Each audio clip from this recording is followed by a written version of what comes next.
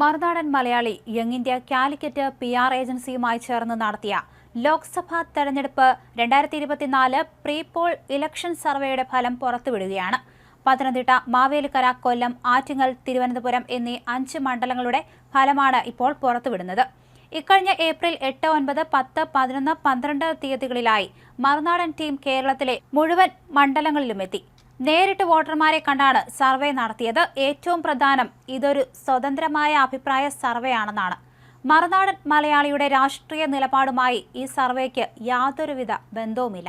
മാത്രമല്ല, ഏത് സർവേകളും പ്രതിഫലിപ്പിക്കുന്നത് ആ സമയത്ത് തെരഞ്ഞെടുപ്പ് നടന്നാലുള്ള രാഷ്ട്രീയ കാലാവസ്ഥയാണ്. ഇത് വളരെ പെട്ടെന്ന് മാറിമറിയാം. പത്തനംതിട്ട UDFന് തന്നെ. എന്നും UDFന് കൃത്യമായ മേൽക്കൈയുള്ള മണ്ഡലമാണ് പത്തനംതിട്ട. കഴിഞ്ഞ തവണ ത്രികോണ മത്സരത്തിന് സമാനമായ കടുത്ത പോരാട്ടത്തിനാണ് മണ്ഡലം സാക്ഷിയായത്. ശബരിമല പ്രക്ഷോഭത്തിന്റെ പശ്ചാത്തലത്തിൽ ആ വികാരം വെച്ചുകൊണ്ടായിരുന്നു ശബരിമല ഉൾപ്പെടുന്ന മണ്ഡലത്തിൽ BJP സംസ്ഥാന അധ്യക്ഷൻ K. സുരേന്ദ്രൻ പോരിനിറങ്ങിയത്.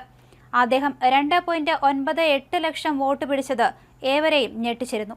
2014 41.3% വോട്ട് നേടിയ ആന്റോ ആന്റണിക്ക് 2019 കിട്ടിയത് 37.1% വോട്ടായിരുന്നു. അതായത് കോൺഗ്രസിന്റെ കുറെ വോട്ടുകൾ BJPക്ക് പോയെന്ന് വ്യക്തം. ഇത്തവണ 4ാം ഊഴത്തിനിറങ്ങുന്ന ആന്റോ ആന്റണിയെ തളയ്ക്കാനായി മുൻമന്ത്രിയും CPM കേന്ദ്ര കമ്മിറ്റി അംഗവുമായ ഡോക്ടർ തോമസ് ഐസക്കിനെയാണ് ഇടതുമുന്നണി രംഗത്തിറക്കിയത്. BJP ആവട്ടെ ഈയിടെ പാർട്ടിയിലെത്തിയ അനിൽ ആന്റണിയെയും. AK ആന്റണിയുടെ മകന്റെ കൂടുമാറ്റവും മറ്റും മണ്ഡലത്തിൽ ഏറെ ചർച്ചയായതാണ്. ഫലം ഒറ്റ നോട്ടത്തിൽ വോട്ട് ശതമാനക്കണക്കിൽ ഇങ്ങനെ: UDF 38%, LDF 33%, NDA 22%, മറ്റുള്ളവർ 3%, നോട്ട 4%. മാവേലിക്കരയിൽ കൊടിയിറക്കും. ആലപ്പുഴ, കൊല്ലം, കോട്ടയം ജില്ലകളിലായി പരന്നുകിടക്കുന്ന മാവേലിക്കര ലോക്സഭാ മണ്ഡലത്തിന്റെ ചരിത്രം UDFനൊപ്പമാണ്.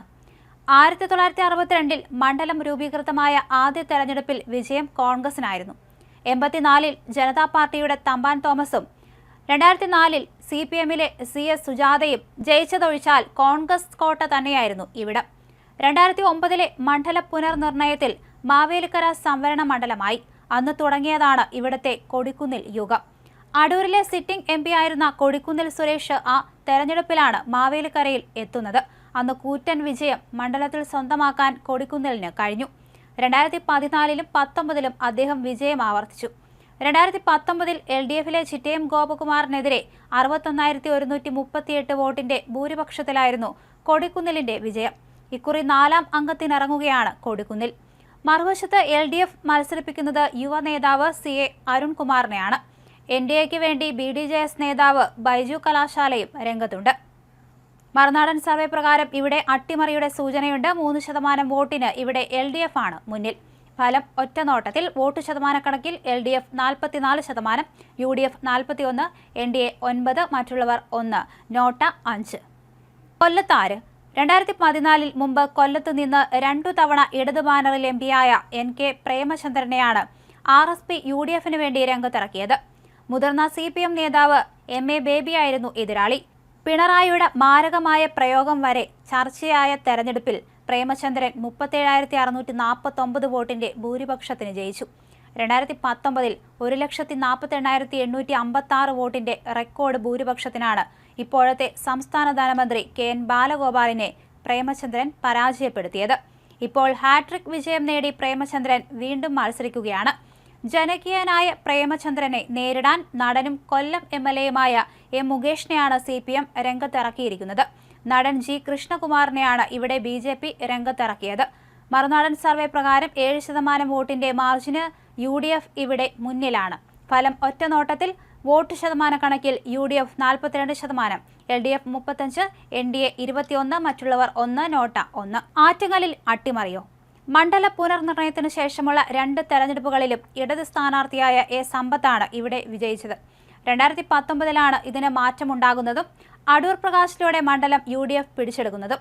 ശക്തമായ ത്രികോണ മത്സരത്തിൽ സമ്പത്തിനെ 38,247 വോട്ടിന് അടൂർ പ്രകാശ് തറപറ്റിച്ചു. BJP സ്ഥാനാർത്ഥി ശോഭ സുരേന്ദ്രൻ 2.5 ലക്ഷത്തോളം വോട്ട് പിടിച്ച് മുന്നണികളെ ഞെട്ടിച്ചു. മണ്ഡലത്തിന്റെ ചരിത്രത്തിൽ തന്നെ ആദ്യമായിട്ടായിരുന്നു BJPയുടെ ഈ മുന്നേറ്റം. അടൂർ പ്രകാശ് തന്നെയാണ് ഇക്കുറിയും UDF സ്ഥാനാർത്ഥി. കൈവിട്ട മണ്ഡലം തിരിച്ചുപിടിക്കാൻ V. ജോയ് MLAയെ കളത്തിലിറക്കിയാണ് LDF നീക്കം. NDA സ്ഥാനാർത്ഥിയായി കേന്ദ്രമന്ത്രി വി മുരളീധരൻ എത്തിയതോടെ ആറ്റിങ്ങൽ ദേശീയ ശ്രദ്ധയും ആകർഷിച്ചിട്ടുണ്ട്. മറുനാടൻ സർവേ പ്രകാരം ആറ്റിങ്ങലിൽ 3% വോട്ടിന് LDF മുന്നിലാണ്. ഫലം ഒറ്റ നോട്ടത്തിൽ LDF 37, UDF 34, NDA 26, മറ്റുള്ളവർ 1, നോട്ട 2. അനന്തപുരിയിൽ തരൂർ മുന്നിൽ. 2009 കന്നി അംഗത്തിൽ ജയിച്ച തരൂർ 2014 കടുത്ത ത്രികോണ മത്സരത്തിൽ ഉലഞ്ഞെങ്കിലും 15,470 വോട്ടിന് മണ്ഡലം നിലനിർത്തി. 2019 വീണ്ടും വൻ ഭൂരിപക്ഷത്തിന് തിരുവനന്തപുരത്തുകാർ തരൂരിനെ ലോക്സഭയിലെത്തിച്ചു. തിരുവനന്തപുരത്ത് BJP-യാണ് 2ാം സ്ഥാനത്ത്. 2014 O രാജഗോപാലിലൂടെയാണ് മണ്ഡലത്തിൽ BJP കരുത്ത് വർദ്ധിപ്പിച്ചത്. 2019 തെരഞ്ഞെടുപ്പിൽ BJPക്ക് 21%-ലധികം വോട്ട് കിട്ടിയിരുന്നു. ഇത്തവണയും കോൺഗ്രസ് തരൂരിനെ രംഗത്തിറക്കുമ്പോൾ BJP കേന്ദ്രമന്ത്രി രാജീവ് ചന്ദ്രശേഖറിനെയാണ് കളത്തിലിറക്കിയത്. ഇടതുപക്ഷമാകട്ടെ മുതിർന്ന CPI നേതാവും മുൻ MP-യുമായ പന്ന്യൻ രവീന്ദ്രനെയും. ഇവിടെ മുന്നിൽ നിൽക്കുന്നത് UDF ആണ്. ഫലം ഒറ്റ നോട്ടത്തിൽ UDF 36, NDA 32, LDF 29, മറ്റുള്ളവർ 1, നോട്ട 2.